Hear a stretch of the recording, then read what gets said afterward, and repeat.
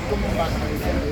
అలాగే చిత్తూరు జిల్లాలో ఒక పాప మైనార్టీకి సంబంధించిన పాప 10th క్లాస్లో ఫస్ట్ క్లాస్ వస్తానని చెప్పి వైసీపీ నాయకులు పాప వచ్చే సెకండ్ వస్తానని చెప్పి ఆ స్కూల్ నుంచి తీసేసి పంపిస్తే ఆ పాప తట్టుకోలేక ఈ వైసీపీ నాయకుడు అరాచకం వల్ల స్కూల్లోంచి తీసి పంపిస్తే ఆ పాప సూసైడ్ చేస్తుంది. అలాగే రాష్ట్రంలో చంద్రబాబు అధికారంలో ఉన్నప్పుడు గృహం పథకం చెప్పి 50,000 ప్రతి పేరుకి యువతకు మ్యారేజ్ చేసుకున్నప్పుడు ఇస్తాను. మన జగన్ వచ్చేసి నెలస్తే ₹1,00,000 ఇస్తాము అని చెప్పి అధికారంలోకి వచ్చిన తర్వాత 50,000 కూడా ఇవ్వకుండా ఎగ్గొట్టి 4 సంవత్సరాల తర్వాత మళ్ళా మొదలుపెట్టి 10వ తరగతి అని ఒక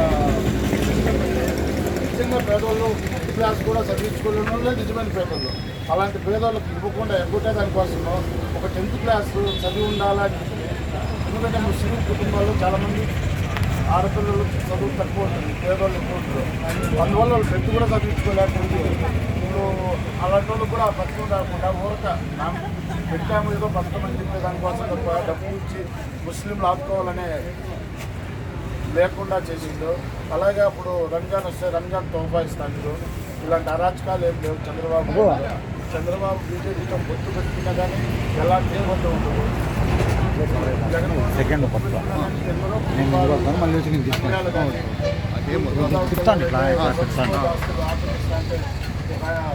ఒక ఇమాం ఆయన పేరు నాకు గుర్తులేదు, ఆయన ఎదిరించినాడని చెప్పి ఆయన అక్కడే నరికి చంపడం జరిగింది. ఇలాంటి అలాగే రాష్ట్రంలో ముస్లిం కోసం అత్యవసరం కట్టడం మొదలుపెట్టింది చంద్రబాబు టైంలోనే మొదలైంది. ఇప్పుడు కడప సపోజ్ 90% పూర్తయింది. 10% కంప్లీట్ చేయలేదు 5 సంవత్సరాలు. అక్కడ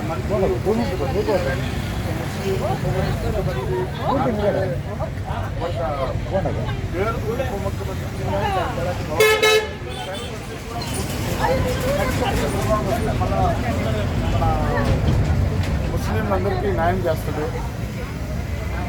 అలాగే ఇక్కడ బాలయ్యని కూడా భారీ మెజార్టీతో రామారావు మెజార్టీ నుంచి గెలిపించాలి. బాలయ్య బాబు ఇక్కడ క్యాన్సర్ హాస్పిటల్ కూడా నిర్మిస్తాము.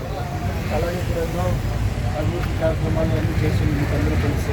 కాబట్టి బాలయ్య బాబును అలాగే ఇంటి గెలిపించి చంద్రబాబు నాయుడు మనం అలా ముఖ్యమంత్రిగా చేసుకోవాలని